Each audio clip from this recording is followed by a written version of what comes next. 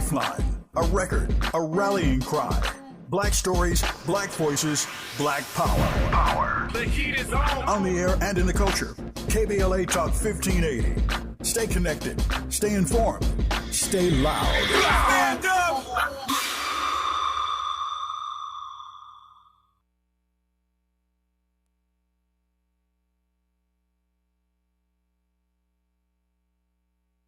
First things first.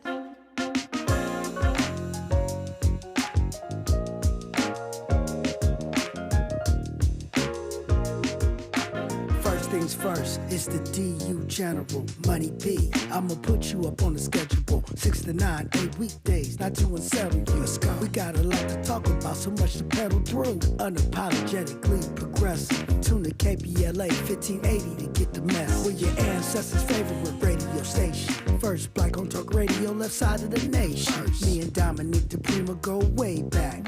Smiley making sure the station stays black. Discussing all the issues in our community. We're hosted black and brown and others find unity. So let's talk about it. Maybe we can improve it. Digital underground, always down with the move. So we tune in to First Things First with the Queen of Black Talk Radio, Dominique DePrima. Go sis. First things first.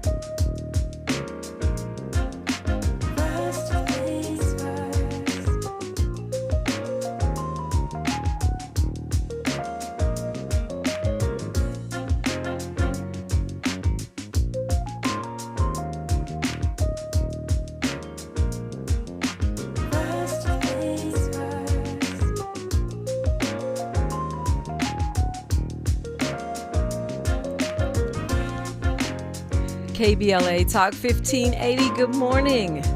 I want to say happy Friday, but it's Thursday.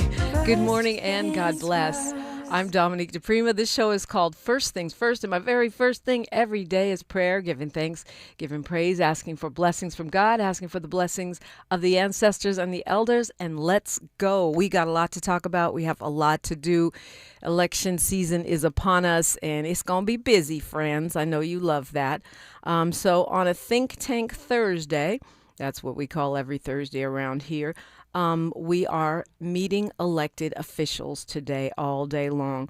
Hour 1, hour 2, and hour 3 we'll do a little something different, but yes, another candidate. So it's great. We're getting a chance to see our ballots walking, talking, breathing, and thinking, not just on paper, but as human beings. And I hope that you will join me for this ride. We've got 5 weeks till the last day to vote. And I think it's 4 weeks or 3.5 weeks until the first day to vote. So let's do this. It's, as usual, there is conversation going on YouTube. It's KBLA 1580 at youtube.com. That's in the comments section. We're also streaming on Facebook. And, of course, you can tap in on all our social media, KBLA1580.com, everywhere. I'm at DePrima Radio everywhere. Okay, so right now we are focusing on the race for sheriff, one of the more significant things on our ballot.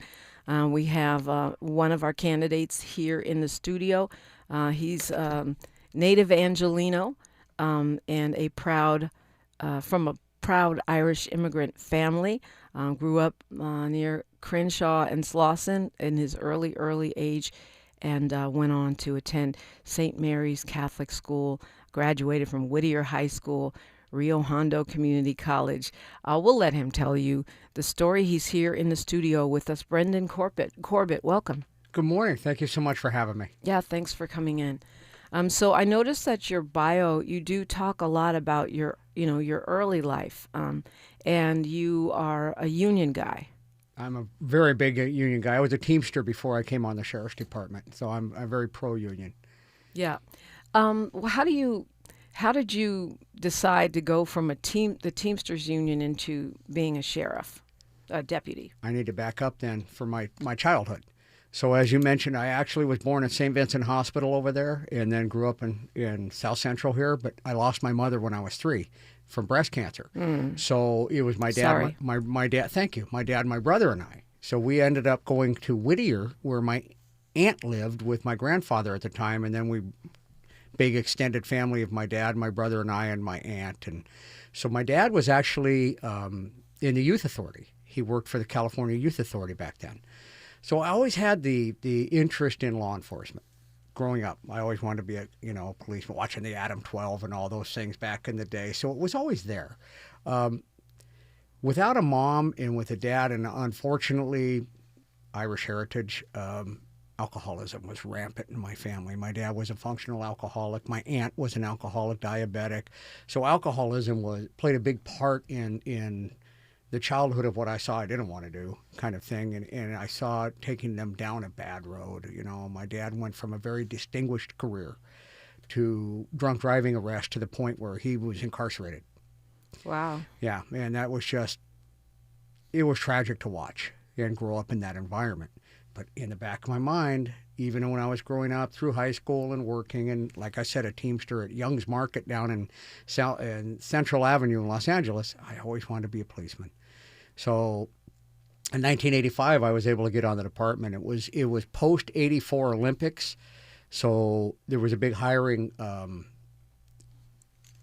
in before the Olympics to get ready for it. So the vacancies weren't there. Finally, after the '84 Olympics, I was able to get into the sheriff's department. And never looked back? Never looked back. 40 years later, it went in a blink of an eye. Wow, really? Yeah. So much to unpack in what you just said. Let's start with South LA. I mean, you're an Irish American from an immigrant family, but you've been here. You're born here. You've been Correct. here your whole life. How do you, as an Irish guy now, 40 years into life in the sheriff's department, how do you perceive South LA? Great question. Underserved. I think it's a community that's been underserved for many years, for a lot of ways, community resources and that. So in Whittier, there was a big Hispanic community. And being an Irish immigrant, all 4 of my grandparents are from Ireland. And we grew up in an environment, and I remember going to different events because they lived in Los Angeles, my grandfather and my grandmother. There was an Italian immigrant community. There was an African-American community. There was German communities. But they all blended and worked together. I remember Mayor Sam Yorty, the mayor of Los Angeles. That was back in the day. And then it was Tom Bradley, and things changed. And it was good to watch, but I saw the struggles, and I still see the struggles. And I that's one of the reasons I'm running now is I don't think this current sheriff is serving the South Central community the way he should. How would you better serve South LA? Engaged. He's not engaged. He's never in the community. He's never out there doing town halls. He's never communicating. He has no advisory council.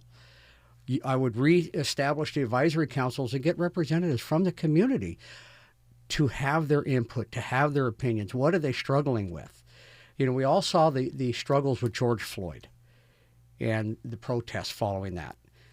And I think that's made it very, very difficult to recruit from the African-American community. Law enforcement is a very noble profession, but I've seen the struggles recently within the last, 5 or 6, 7 years, predominantly in the African-American community recruiting. They seem to be going a different way. We need to re-engage and get that back so we could represent and look like the communities we serve. How do you square a noble profession with the high rate of killings? I mean, of sheriff deputies killing Black and Latino people. How do you square those? I think there's a lot of data that proves that a lot of that is not as accurate as it could be.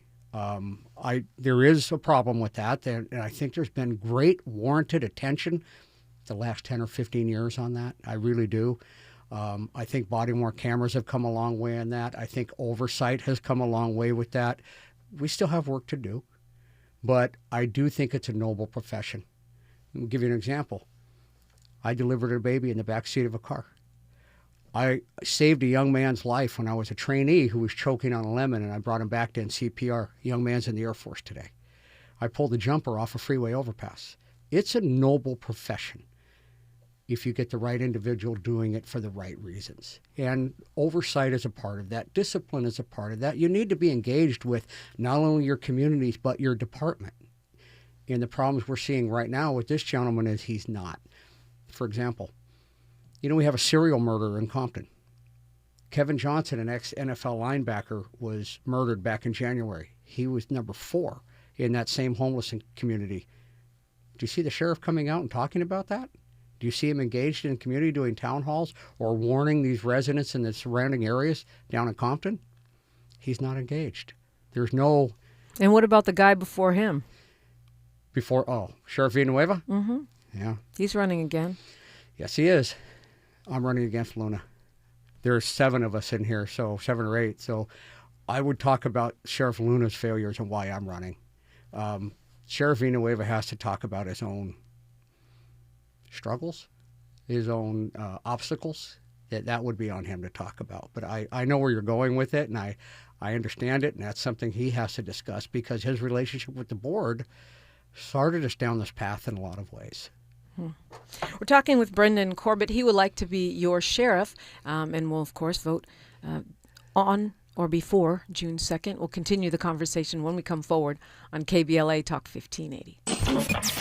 Thanks for starting your morning off with a voice that speaks truth to power and the powerless, getting to the heart of what matters most in our community. This is where authentic conversation meets real action. From breaking news and politics to culture and community solutions, this is where you hear perspectives you won't hear anywhere else. This is where we come together, get informed, and make change happen. You're inside First Things First with Dominique DePrima on KBLA Talk 1580. Good morning, sunshine. You make my day.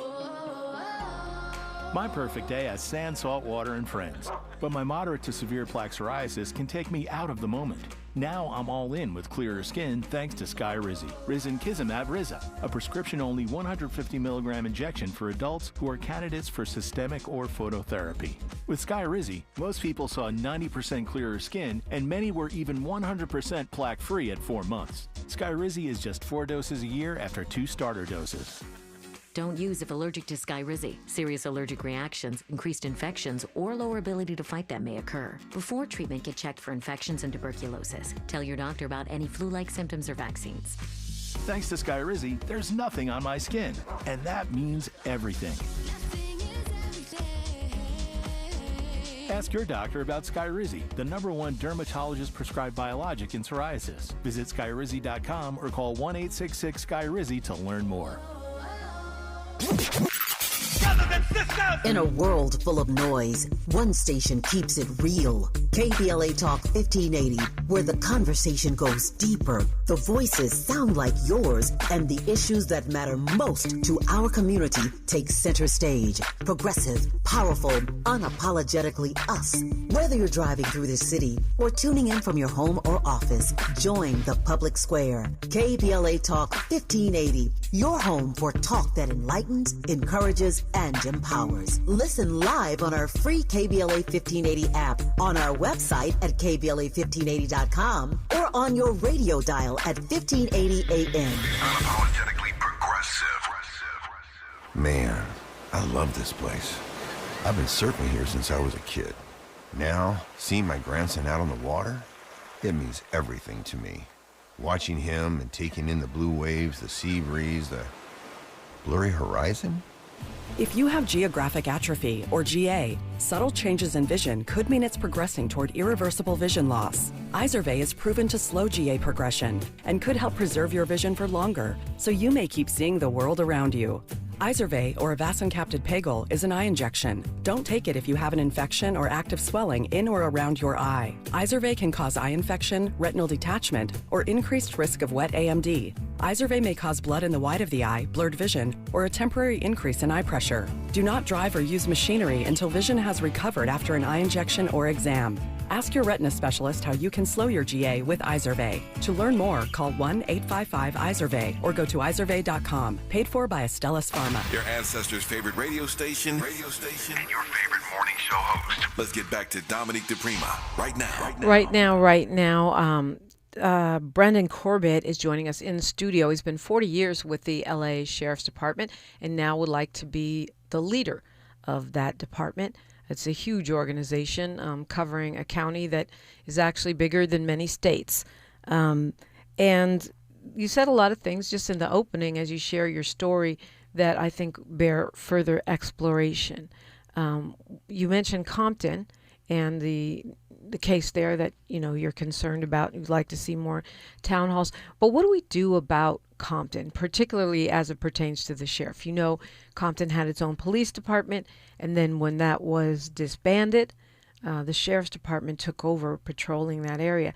And we had, even a few years ago, even the mayor of that city say that she had been harassed and felt threatened by sheriff's deputies there. It seems that the relationship between community and the sheriff's department in that city is particularly fraught. What's to be done about that?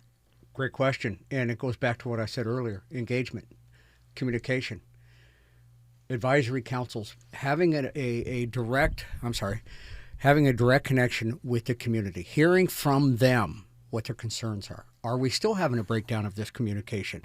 Are they still feeling there's traffic stops that are unwarranted? Do they feel like they're being targeted, like you said the mayor had mentioned? Let's have that dialogue. Let's have that open engagement with a lot of town halls and a lot of communication and drill down on what's going on. That's where I think we're lacking. We're not having that communication, and that's where it starts. Don't you have data within the department that you can look at and say, we've seen study after study where, in not just the sheriff's department, but also police departments, plural, in this area, are disproportionately pulling over African Americans, for example. That's, I don't know if we need a town hall to figure that out. Well, data could be spewed either one way or the other, in somebody's favor or against somebody. So you're saying, there's an inordinate amount of people in Compton being pulled over African Americans, but that's the demographic. So that would kind of look normal if you're pulling people over. But we're talking about percentage-wise. We're not talking about sheer numbers.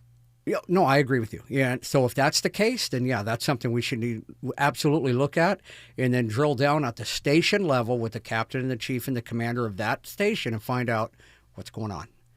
Why are there tickets being issued on these traffic stops? Is there actual standing to make that traffic stop? There's a lot of data that goes on the front of it. Did we have standing to be there? What are we doing? So to your point, the data's there. But I think it always needs to be drilled down deeper to find out why this data exists. You can't just take it on its face, because some data may look like, oh, no, they're doing a great job. Oh, well, wait a minute. Can we do better?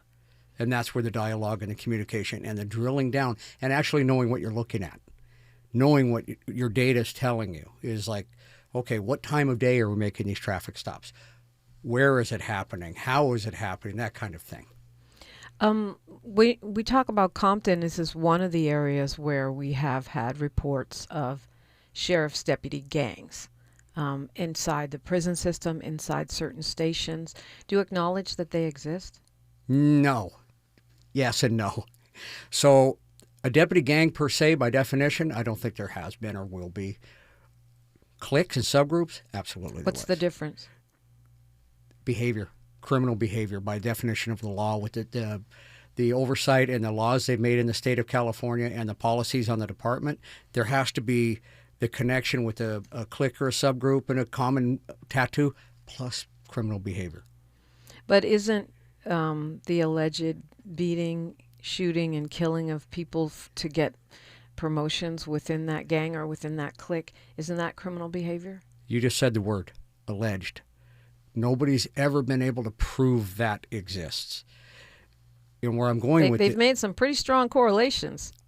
I mean, doesn't that bear investigation rather than just a flat denial? Yes. So my answer was yes and no. So there are definitely subgroups. Absolutely has been. And that has gone from, I think, when it started back in the day, years and years and decades ago, it was peer recognition. It was recognizing the hard work people were doing. A varsity letter, for lack of a better term. But it's morphed. It's changed, and it took a more nefarious tone. And I think there was very warranted oversight, critique, and with the Civilian Oversight Commission and other entities that brought a lot of light to it, I think it's changed. And I think it's got to where warranted oversight has created the laws that are now in effect and the policies that are now in effect. And honestly, you mentioned Sheriff Villanueva. He was the first one to write a policy against it when he was a sheriff.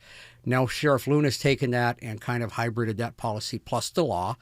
But at the end of the day, it takes behavior. There has to be a correlation to behavior.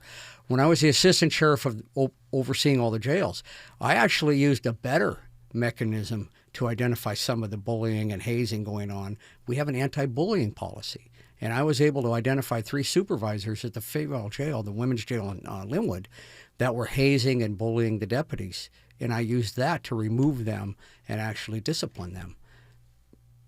Because the hazing is part of what they're saying. So should sheriff's deputies have tattoos? That matching tattoos, something we would think of as a gang, whether you call it a clique or a subgroup? Should they be having flags and symbols that are not the flags and symbols of the official sheriff's department? That's a First Amendment problem. I know what you're asking. Right. My answer would be no, because it's taken a different turn.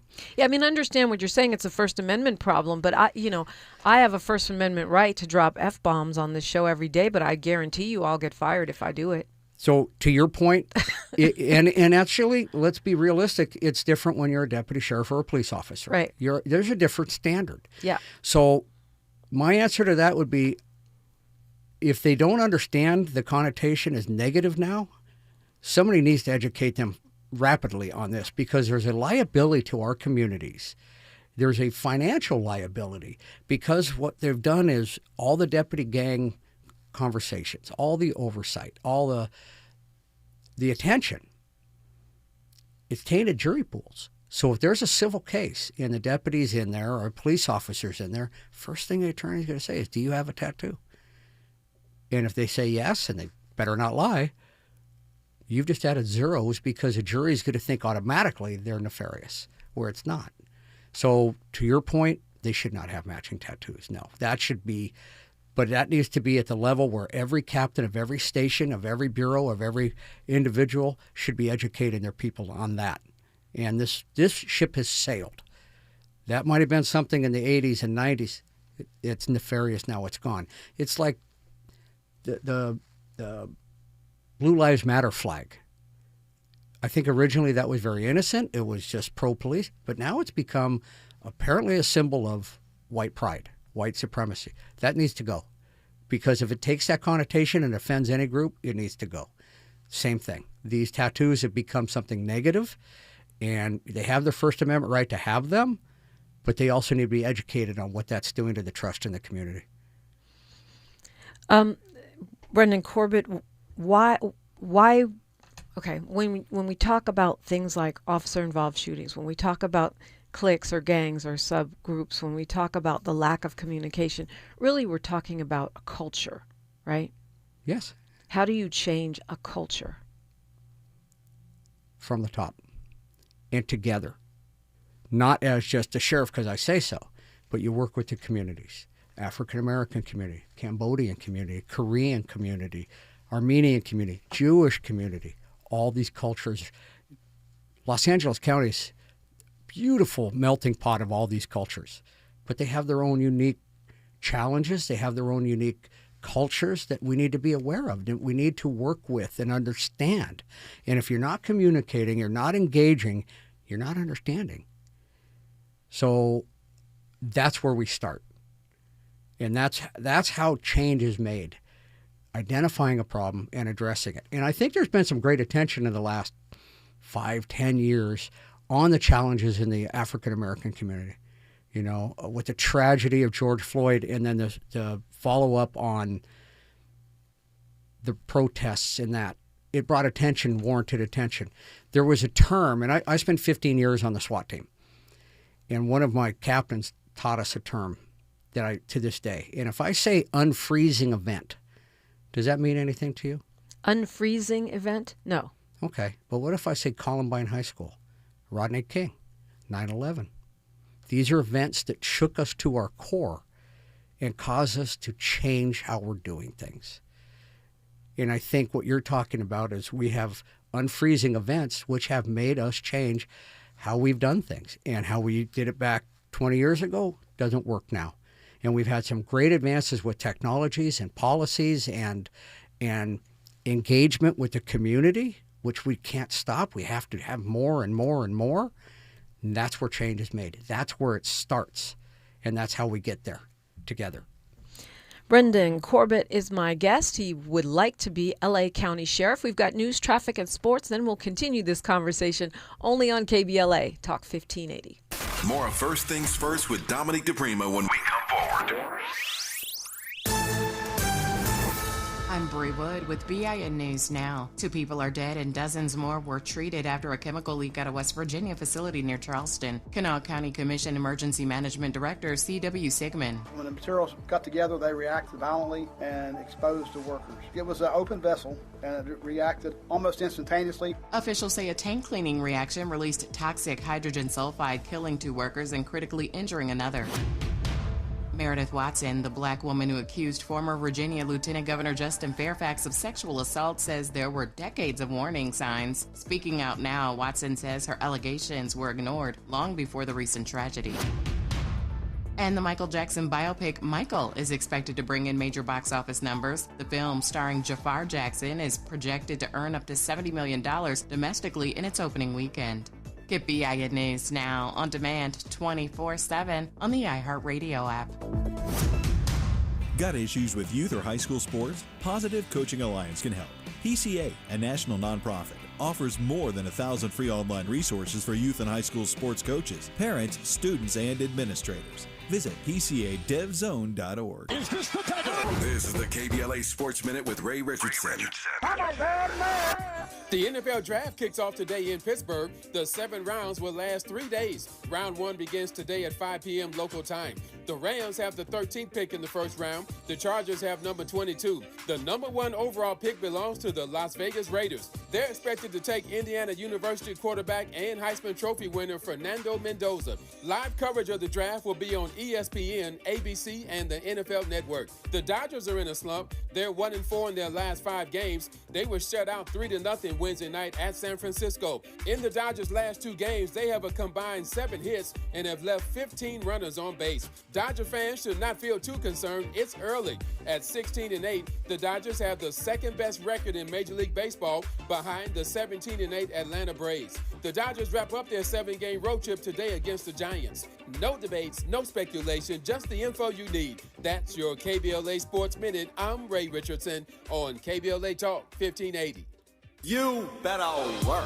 She's rooted in culture and rising in power. Los Angeles City Council member Karen D. Price Jr. invites you to the District 9 Women's Leadership Summit, a powerful gathering celebrating the women who shape our communities. Join us Sunday, May 3rd from 1 to 6 p.m. Registration is open now, but space is limited. District 9 residents receive special priority. This event is free. Call 323-846-2651 to reserve your spot. That's 323-846-2651. Be rooted, be powerful, be there. Getting around LA doesn't have to cost a lot. Metro has fares that fit every budget. 20 free rides for qualified riders through the Life Fare program. Free passes for students with GoPass and affordable options for everyone in between. Wherever you're going, Metro's got you covered. Visit metro.net/fare programs.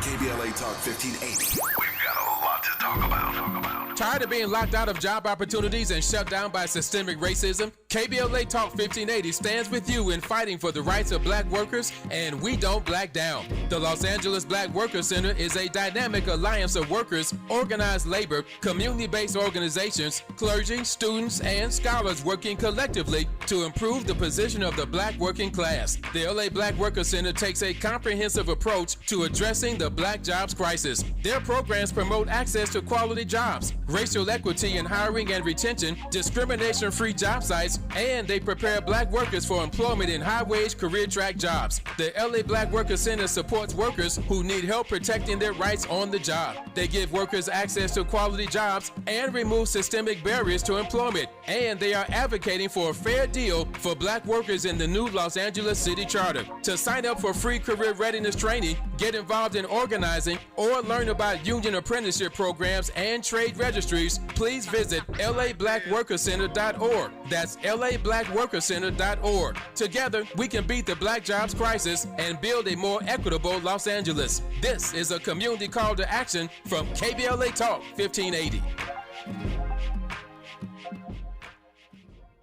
The joint will be jumping. Ebony Repertory Theater, in association with Fig Street Films, brings you one of the most beloved musicals of all time. Tony Award winner, Ain't Misbehavin'. The soulful, swinging celebration of the music of Fats Waller. From the rollicking to the romantic, this show is pure magic, full of the songs that defined an era and the voices that'll make you forget everything else for a night. Foot-stomping, heart-stirring, unforgettable. Don't miss Ain't Misbehavin' at the Nate Holden Performing Arts Center, starring Lettucey, directed by Ren T. Brown. This is the night out you've been waiting for. Tickets are going fast, so don't wait. Grab yours now at ebonyrep.org or call the box office today at 323-964-9766. Ebony Repertory Theater, bringing the culture, keeping the legacy alive. Ain't Misbehavin' runs May 21st through June 8th at the Nate Holden Performing Arts Center. Get your tickets now. Thanks for waking up with Dominique DePrima on KBLA Talk 1580. Yes, indeed. We are talking election. We are getting ready. Y'all ready? Not yet. You will be. We're talking with Brendan Corbett. He is a 40-year veteran of the LA County Sheriff's Department who would like to be the leader of that department. And he's one of about 372 candidates running for that office. Why run now with such a crowded field? Actually, I think I'm the most qualified. So out of that field, you have the incumbent sheriff now, who I think, and we'll talk about his massive failures. You had the previous sheriff, who has his own challenges of coming back into the fold, but nobody else in that field has any executive experience or any experience on the department at the level I did. I retired as the assistant sheriff overseeing all the jails and the courts, and I had 40 years, like you said, of patrol. Spent 15 years on the SWAT team. I worked South Los Angeles as a sergeant. I was a lieutenant. I was actually the subject matter expert on immigration and ICE for the department. Under Jim McDonald, I had to put it all into Senate Bill 54 and get all that done. I was a consent decree subject matter expert on all the federal consent decrees in the jails. I have the resume nobody else has. And why am I doing it? Because the department I had worked for 30 years, and I wore the badge of a deputy sheriff on my chest, and it said deputy sheriff in that blue ribbon at every rank up to assistant sheriff. For over 37 years, I proudly wore that. And the tarnish I'm seeing now is breaking my heart.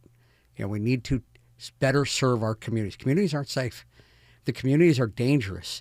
You have rampant drug use, homelessness, crime. And you and I were talking a minute ago, you know, people are saying the crime rate's down. I don't see it. I think it's gone underground. I know the undocumented community and the Hispanic communities and that, they're not reporting crime. I mean, a body bag is a body bag, isn't it? I mean, if we see fewer people dead, that means crime is down, doesn't it?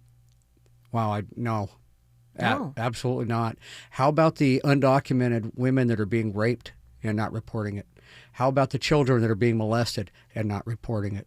How about the homeless community? And like you said, the body bags of the homeless community are daily, but they're invisible to us. No, crime isn't down, and they're being victimized at a different level, and it bothers me. There's been a lot of attention the last year or so on jail deaths. You see it in the news, and they have... Yeah, because they're up. Absolutely. Here's the problem. And warranted. And I agree with you. It needs to be looked at. It needs to be addressed. There's a very robust death review process. But the minute an individual hits the door on release, they're invisible. There's a 40% greater likelihood a person is going to overdose and die within 48 hours of being released from the jail.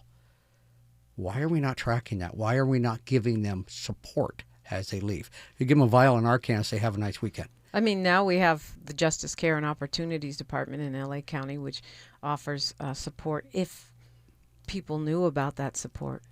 I've worked with Songhai Armstead, the retired judge who's running that. Her and I worked hand in hand because when I was running the jails during COVID, we did a lot. But we're missing an opportunity there. And you hit on it if they know it's there.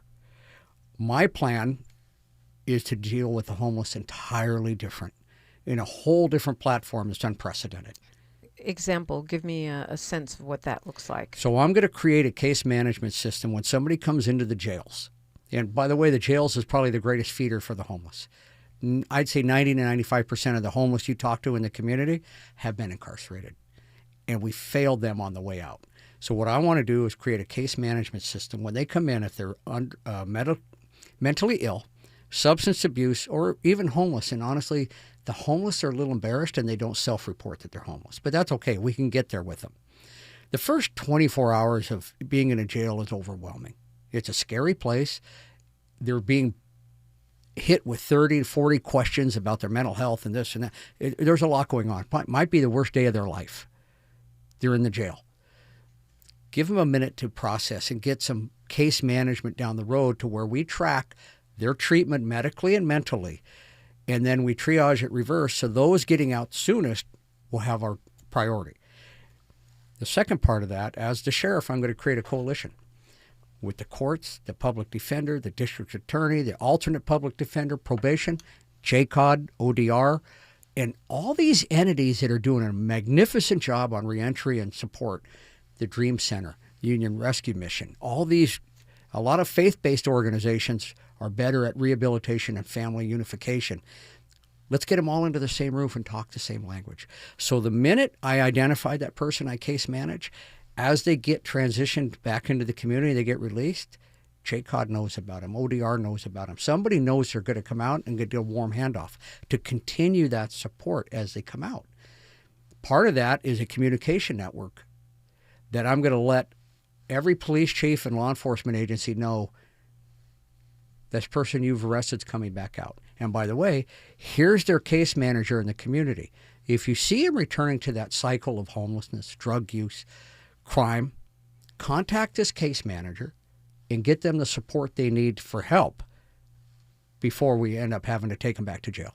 You mentioned that you worked, you were the subject matter expert on immigration under McDonnell. And one of the critiques and one of the reasons attributed to him not being the sheriff anymore was the fact that many in the community felt that he cooperated excessively with immigration's custom enforcement. What's your position on the sheriff's department's interaction with ICE?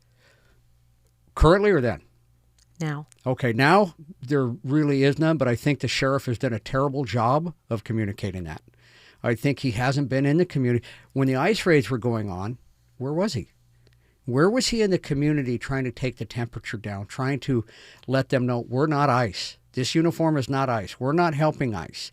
If there was an incident where ICE was doing a raid and then protesters started becoming violent or attacking the ICE agents, we have to have a presence there to protect the community. You have to. To protect the ICE agents is how it appears from the protesters' view, from the community view. It doesn't look like law enforcement, and I'm not just saying sheriffs, but the law enforcement locally, is protecting the community. It looks like they're protecting the federal agents as they terrorize the community. But you can't, you actually, in that instance, you have to protect the community from itself. And we've seen terrible tragedies because of that lack of presence and lack of, they have the right to, for their First Amendment, to protest and yell and scream. But once you cross the line and you attack, now you're putting yourself in harm's way, plus you're also putting the officers in harm's way. It is a responsibility of the sheriff to get and try to calm it down and be a presence, calming presence. Where was he? Where was the sheriff engaged in the community to say that? I haven't seen it. Do I agree with the tactics ICE used? Absolutely not. Horrible. I grew up with where you had to have standing to be there, and it was kind of like we talked about earlier on a traffic stop. What was my standing to be there and encountering this person? What is my probable cause to take the greatest power in this country is a police officer's ability to take somebody's freedom away. Or their life, yeah. Well, in an extreme, but every day to take their freedom away. Nobody else has that power.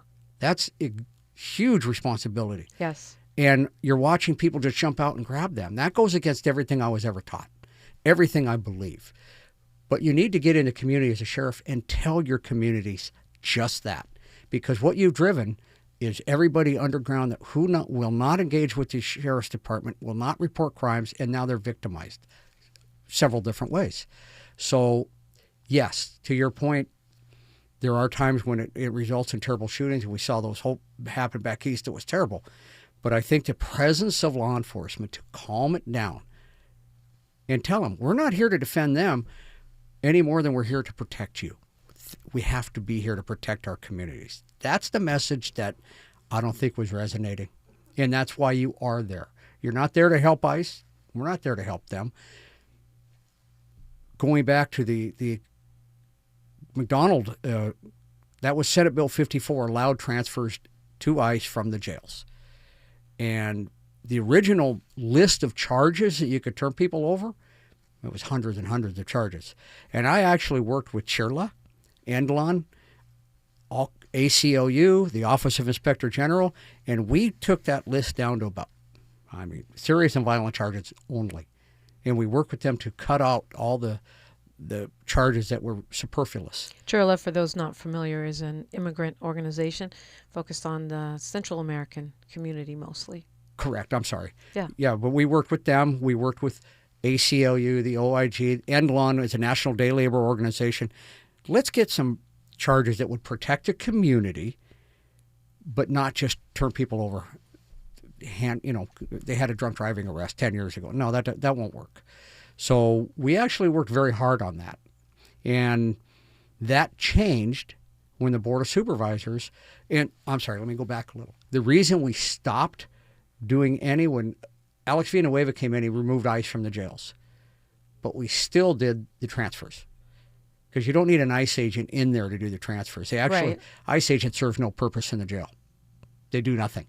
Everything's done electronically through the live scan, and they send the detainers, which we've already established. They have no criminal support to it. You cannot turn somebody over for just a detainer at this point. So because of COVID, allegations of the detention facilities, the ICE detention facilities like Adelanto, sounds like deja vu. Once again, those facilities sound like they're not being a healthy place for anybody to be. During COVID, it was worse.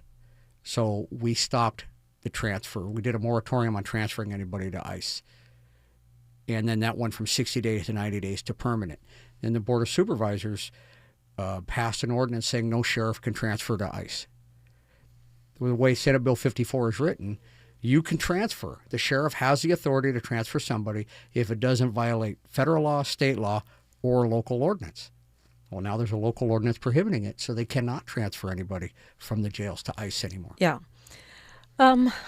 You've also stated off the air, I want to bring it onto the air, that you think part of the problem, part of the challenge is personnel.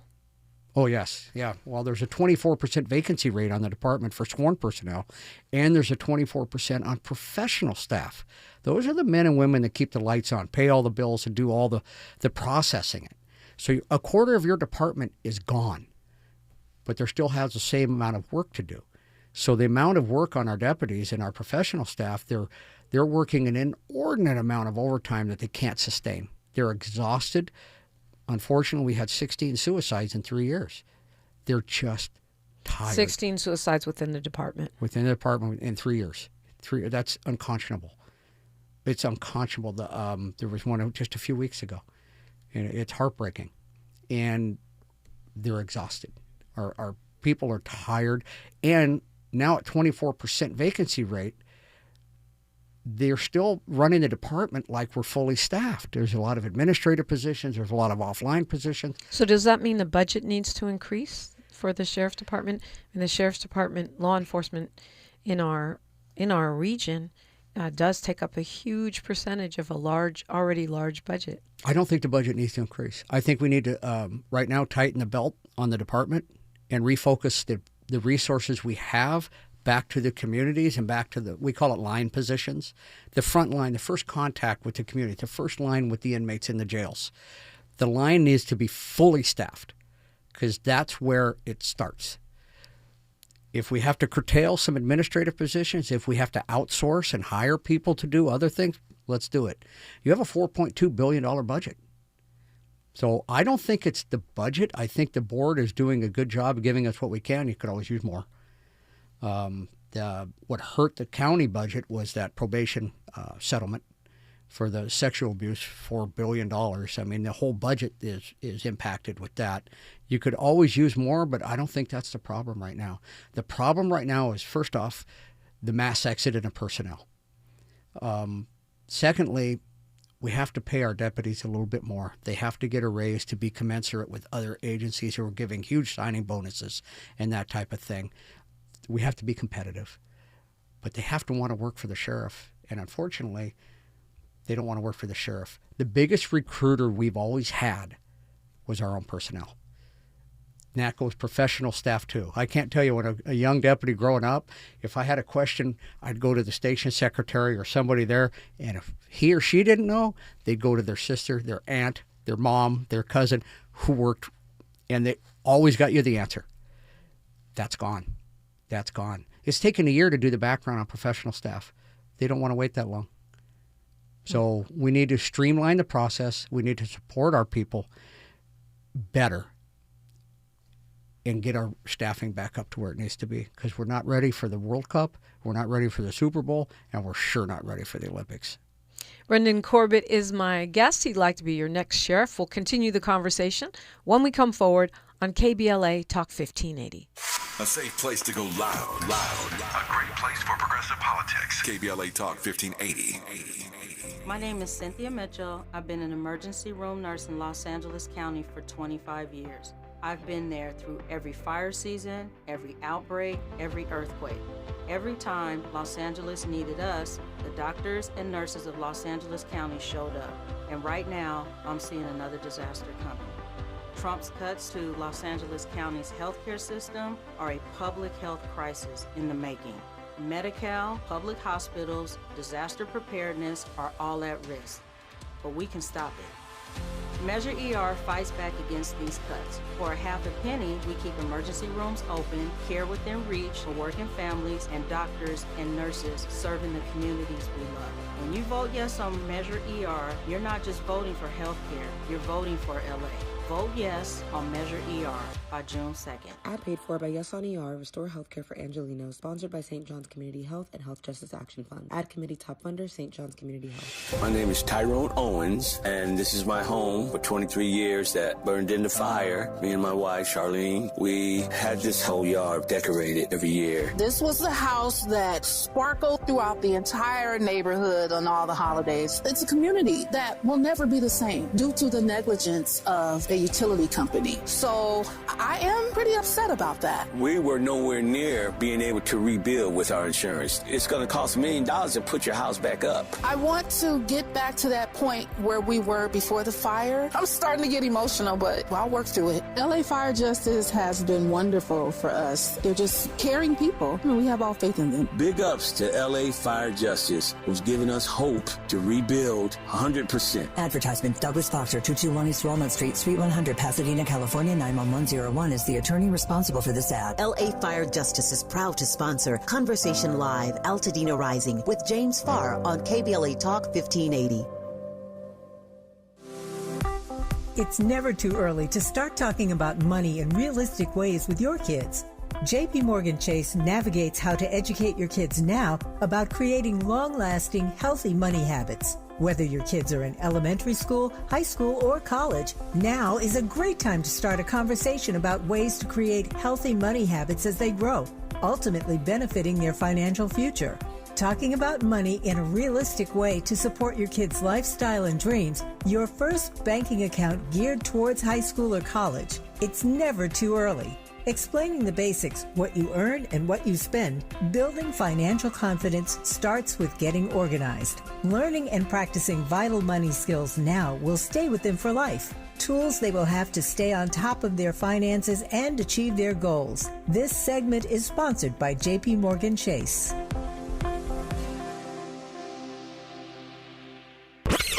Heard any other talk radio lately that sounds anything like this? I didn't think so. You're listening to Unapologetically Progressive, KBLA Talk 1580. Brendan Corbett is my guest. He's actually a retired deputy, a retired sheriff's department professional with 40 years of service. Tell us your website and stuff, because we'll go into a speed round here, and I'll try to get all these questions in. But I want to make sure folks know how to follow up. Well, I retired as the assistant sheriff, was actually the third highest rank in the department. You have the sheriff, the undersheriff, and the assistant sheriffs. It's Corbett for Sheriff with the spelling F-O-R. CorbettForSheriff.com. And then, no, it's spelled out for F-O-R. Oh, F-O-R, I Yeah, gotcha. there you go. CorbettForSheriff.com. Otherwise, it's grammatically incorrect. Can't have the number 4 in there. Oh, well, you know what? They do. Some of them do, but you have to know the difference. CorbettForSheriff.com. So our speed round here, what about Men's Central Jail? What do we do about that? It needs to go. Men's Central Jail needs to be replaced, but it needs to be replaced with a mental health treatment center. We spent a decade planning that. And then in 2018, that project was terminated by the board. We need to revisit it. So is that a hospital? Is it a jail? What is that mental health treatment center? Yes, it's both. It's a jail and a hospital. I don't know if you're aware, right now the Twin Towers jail facility is the largest mental health institution in the country. Our jail is. It shouldn't be, but there is no secure mental health facilities in our communities. So the Mental Health Treatment Center will take that role as it's a jail, but providing clinical space. So one of our consent decrees is you have the Department of Justice consent decree is the treatment of mentally ill. One example is you have to have 10 hours of out-of-cell time in a clinical setting. We don't have that at Men's Central Jail. You don't have that ability. It's the way it's laid out. This mental health treatment center would accommodate that. It's more of a clinical setting. You get a better environment for the individuals in our care and custody and the employees to work in a new clinical state-of-the-art facility. That's where we need to replace Men's Central Jail with that. And what about the jail deaths? You said you had more to say on that. Well, jail deaths are tragic. It's horrible. And there's a review process. And Mr. Luna said he's going to reach out for federal oversight to see what's going on. I'm sorry. How much more federal oversight do you need? You have the consent decrees in there. You have federal monitors from federal courts. You have the Office of Inspector General. You have the ACLU. You have the Civil Brand Commission. You have all these entities already doing oversight. Who are you going to reach out to come in and look at that? Reach out to who you already have and see where you're dropping the ball. And what about the Oversight Commission? I mean, it seems that this has been a sticking point for some in the Sheriff's Department to fully cooperate. There are some legal challenges, I think, in the past that they've asked for things that they're not, as an Oversight Commission, they're not entitled to. I've had a great relationship with the Civilian Oversight Commission. I've always worked with them. I've tried to give them as much as you legally can. Sometimes county counsel, the attorneys prevent that. But then you communicate that to them and say, hey, this is what we can give you up to this point. Here's what you can't. Oversight is absolutely necessary. And don't forget, we have the Office of Inspector General as well. And they issue their reports, and they often do it in conjunction with the ad hoc committees from the Civilian Oversight Commission. You have to have that level of engagement. You have to have good, responsible oversight. What I was saying about the jail deaths is there's a death review process for every single individual who unfortunately lives their lives in our jails. There's a 7-day review. There's a 30-day review looked at by the Department of Justice attorneys, by the Oversight Commission. Everybody's involved in that. What happened? What can we do better? That already exists. So is he ignoring what they're finding out? What's going on? Brendan Corbett, we've got a minute in 20 seconds. Oh, my gosh. What's your elevator pitch, so why we should vote for you pitch? Experience. We're not ready for what the world is coming to us in the Sheriff's Department, the 24% vacancy rate, the challenges of morale and the exhaustion, and the lack of engagement with our communities. Our communities are suffering. They're dangerous. The parks are dangerous. The people, the business community is getting victimized left and right, and they've thrown up their hands. They don't even report crime anymore. I'm the sheriff that when you go to sleep at night, you know you'll be safe. I've been there, I've done it, I know how it works, and I've got a plan to change it. My homeless plan will immediately affect the quality of life in our communities. And it'll give a platform like for Songhai and JCOD and other things. It'll give a launching platform to make it so much more effective because our communities are suffering. And the engagement, and I promise engagement with our communities. Advisory councils are coming back, and I'll be in the community talking to our vast community, 10 million people in this county. It's amazing. Brendan Corbett, thanks for sitting down with us. Corbett, F-O-R, sheriff.com, Corbett for sheriff.com. Appreciate the conversation. Thank you so much. Great questions. Okay, the phone lines are open as usual, and we've got more great candidates to talk to. A day of that today, and it's kind of going to be 5 weeks of that coming up. I will be talking with council member Eunices Hernandez, who wants to be reelected, judicial candidate Rhonda Heyman, and more. It's KBLA Talk 1580. KBLA 1580 Santa Monica. I'm Bree Wood with BIN News Now. 2 people are dead and dozens more were treated after a chemical leak at a West Virginia facility near Charleston. Kanawha County Commission Emergency Management Director C.W. Sigmund. When the materials got together, they reacted violently and exposed the workers. It was an open vessel and it reacted almost instantaneously. Officials say a tank cleaning reaction released toxic hydrogen sulfide, killing 2 workers and critically injuring another. Meredith Watson, the black woman who accused former Virginia Lieutenant Governor Justin Fairfax of sexual assault, says there were decades of warning signs. Speaking out now, Watson says her allegations were ignored long before the recent tragedy. And the Michael Jackson biopic Michael is expected to bring in major box office numbers. The film, starring Jafar Jackson, is projected to earn up to $70 million domestically in its opening weekend. Get BIN News Now on demand 24/7 on the iHeartRadio app. Got issues with youth or high school sports? Positive Coaching Alliance can help. PCA, a national nonprofit, offers more than 1,000 free online resources for youth and high school sports coaches, parents, students, and administrators. Visit PCADevZone.org. This is the KBLA Sports Minute with Ray Richardson. The NFL Draft kicks off today in Pittsburgh. The 7 rounds will last 3 days. Round 1 begins today at 5 p.m. local time. The Rams have the 13th pick in the first round. The Chargers have number 22. The number 1 overall pick belongs to the Las Vegas Raiders. They're expected to take Indiana University quarterback and Heisman Trophy winner Fernando Mendoza. Live coverage of the draft will be on ESPN, ABC, and the NFL Network. The Dodgers are in a slump. They're 1-4 in their last 5 games. They were shut out 3-0 Wednesday night at San Francisco. In the Dodgers' last 2 games, they have a combined 7 hits and have left 15 runners on base. Dodger fans should not feel too concerned. It's early. At 16-8, the Dodgers have the 2nd best record in Major League Baseball behind the 17-8 Atlanta Braves. The Dodgers wrap up their 7-game road trip today against the Giants. No debates, no speculation, just the info you need. That's your KBLA Sports Minute. I'm Ray Richardson on KBLA Talk 1580. Hi, I'm Zoe Williams, host of The Voice of Reason, weeknights at 7 p.m. here on KBLA Talk 1580.